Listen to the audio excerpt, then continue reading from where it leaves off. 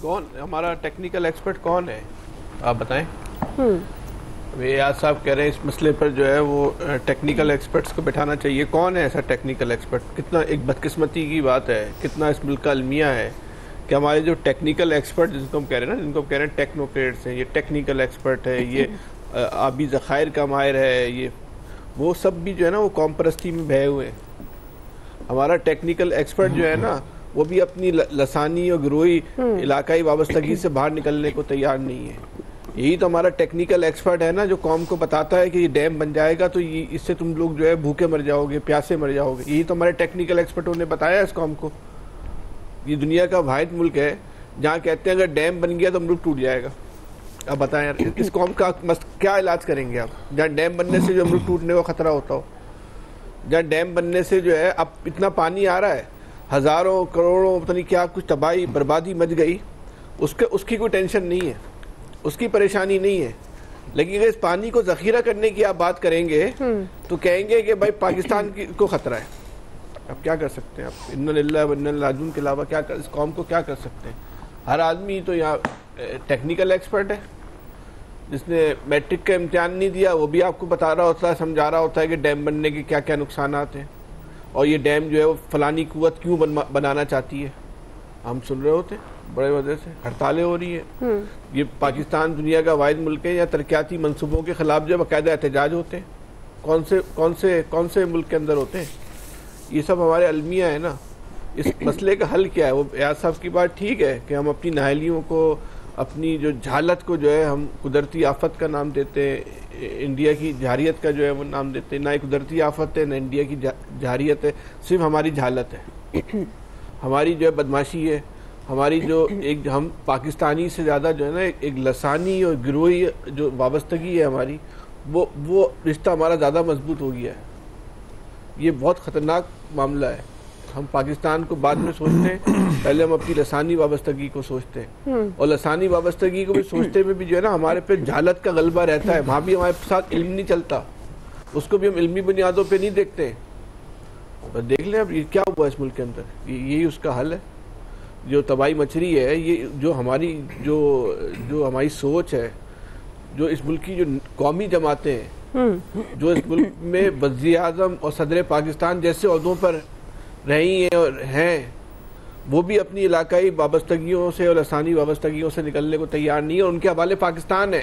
اس سے بڑا المیہ دیکھیں, اس سے بڑا المیہ دیکھیں آپ. ان کے حوالے پورا پاکستان ہے جو اپنی علاقائی اور لسانی سوچ سے آگے سوچنے کو, دیکھنے کو, پرکھنے کو, بات کرنے کو تیار ہی نہیں ہے.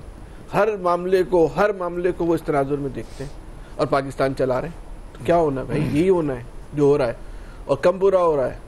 یہ قدرتی آفت نہیں ہے, یہ قدرت کی مہربانی ہے ہمارے ساتھ, جو ہمارے ساتھ بہت کم برا ہو رہا ہے. جتنے کے ہم مستحق ہیں, جو کچھ ہم اس ملک کے ساتھ کر رہے ہیں, اس پہ اللہ پاک کا شکر ادا کرنا چاہیے بھائی. وہ جو کچھ ہم ظلم کر رہے ہیں اس کے بدلے میں کچھ بھی نہیں ہو رہا. اس ملک کو ایک ماسٹر پلان کی ضرورت ہے. اس ملک کے میں کوئی ماسٹر پلان ہی نہیں ہے کہ آپ کا پاکستان 5 سال کے بعد کہاں کھڑا ہوگا, 10 سال کے بعد کہاں کھڑا ہوگا. قوموں نے 100 200 سال کی پلاننگ کر رہی ہے. ہمیں اپنے کل کا نہیں پتا, کل ہم نے 27ویں ترمیم کرنی ہے نہیں کرنی ہے, ہمیں یہ نہیں پتا. مفروض و اندازوں پہ ڈیبیٹ چلی جا رہی ہے, اندازوں پہ, گمان پہ. کوئی بول رہا صوبے بنیں گے, کوئی بول رہا فلانا کام ہونے جا رہا ہے, کوئی بول رہا فلانا کام ہونے جا رہا ہے. ہمیں پتہ ہی نہیں ہے کیا ہونے جا رہا ہے. ہمیں اپنے کل کا نہیں پتا, ہمیں اپنے آج کا نہیں پتا.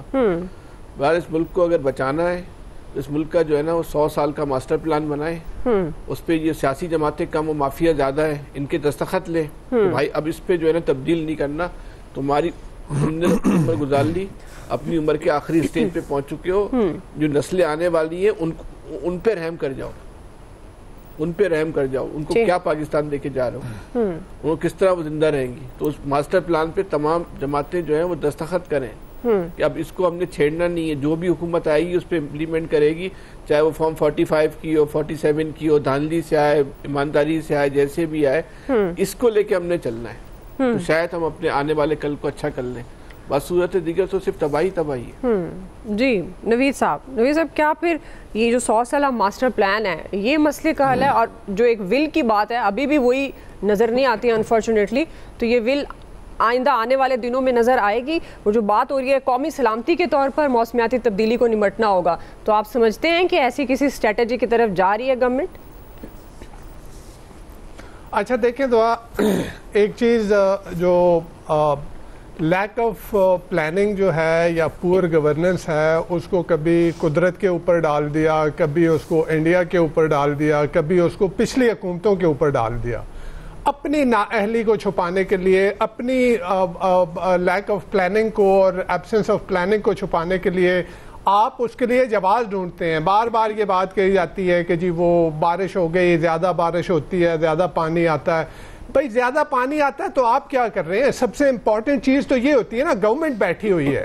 ابھی جو ہے وہ این ڈی ایم اے کے چیئرمین کو پبلک اکاؤنٹ کمیٹی کی میٹنگ میں کل پرسوں جو ہے ان سے بڑے سخت سوالات کیے گئے، اور وہ اب دیکھیں ایک مربوط اسٹریٹجی آپ کو نظر نہیں آ رہی۔ مربوط اسٹریٹجی اس سینس میں نظر نہیں آ رہی کہ جی اگر آپ کے پاس ریسکیو 1122 ہے تو این ڈی ایم اے کیا کر رہا ہے، اگر آپ کے پاس فلڈ فورکاسٹ سینٹر ہے تو پھر این ڈی ایم اے کیا کر رہا ہے، اگر آپ کے پاس پاکستان میٹرولوجیکل ڈپارٹمنٹ ہے تو پھر این ڈی ایم اے کیا کر رہا ہے۔ تو کیا کر رہے ہیں؟ یہ ایک مربوط سسٹم، جو میں نے پہلے بھی میرے خیال میں اسی پروگرام میں کہا تھا کہ ہمارے پاس کوئی ایک مربوط سسٹم نہیں ہے کہ کس طرح سے کرنا ہے۔ ڈسٹرکٹ ایڈمنسٹریشن لگی ہوئی ہے، ریسکیو 1122 لگا ہوا ہے۔ وہی کہا گیا این ڈی ایم اے کے چیئرمین کو کہ جی کیا آپ صرف باڈیز گننے کے لیے وہاں پہ بیٹھے ہوئے ہیں؟ کر کیا رہے ہیں؟ آپ نے کیا کیا؟ 2010 میں سیلاب آیا تھا، آپ کو یاد ہوگا کہ اس وقت میرے خیال میں 1/4 پاکستان ڈوب گیا تھا۔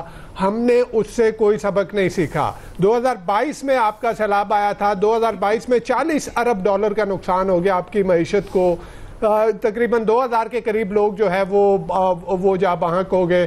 آپ نے کیا کیا؟ 2023 میں پھر سیلاب۔ تو آپ کرتے کیا ہیں؟ یہ تو ہو کہ آپ آگے بھاشن دیتے ہیں، اب اس وقت آ کے جی وہ سارے ملے ہوئے ہیں اور ساری گورنمنٹ لگی ہوئی ہے اور منسٹر جو ہے وہ فیلڈ میں ہے۔ بھائی منسٹر اس وقت فیلڈ میں ہے، منسٹر اس وقت کیا کر رہے تھے؟ انڈیا تو دشمن ہے، اس نے تو کرنا ہے، اور اس کے پاس جو پانی آئے گا آبویسلی اسے ریلیز کرنا ہے، وہ پانی چھوڑنا ہے اس نے۔ تو اپنی نااہلی کو چھپانا، یہ کہنا کہ جی یہ آفت ہے اور یہ پچھلی گورنمنٹ اور یہ جو ہے وہ اس کو اور اس کے اوپر یہ بلیم شفٹنگ کرنا، یہ چیزیں جو ہیں اس کو خدا را چھوڑیں۔ ہاں دوسری بات، جی آپ کے پاس ایک تو مربوط اسٹریٹجی اپنے ملک کی سطح پر ہونی چاہیے کہ کس طرح سے ڈیزاسٹر کو جو ہے اس سے نمٹنا ہے۔ پھر دوسری بات یہ کہ اس میں کوئی شک نہیں ہے کہ ماحولیاتی تبدیلی سے پاکستان 2022 میں جو ورسٹ افیکٹڈ ممالک تھے اس میں پاکستان سر فہرست تھا۔ پاکستان کا کلائمیٹ چینج میں جو کنٹریبیوشن ہے وہ گرین ہاؤس گیسز کی ایمیشن میں 2% بھی نہیں ہے، لیکن اس کے مقابلے میں آپ دیکھیں کہ آپ بدترین متاثر ہونے والے ممالک میں آپ شامل ہیں۔ آپ نے کیا کیا؟ ابھی ہمیں بتایا گیا کہ پاکستان کے جو 7,500 کے قریب جو گلیشیئرز ہیں وہ ان میں سے 45% جو ہے وہ تیزی سے پگھل رہے ہیں، اور یہ اگر یہی تناسب جاری رہا اور گلوبل وارمنگ جو ہے وہ 2 ڈگری سے کے اوپر رہی تو پھر آپ کا تقریباً 65% آپ کے گلیشیئر جو ہے پگھل جائیں گے۔ اگر آپ کے 65% گلیشیئر پگھلتے ہیں تو ہوگا کیا؟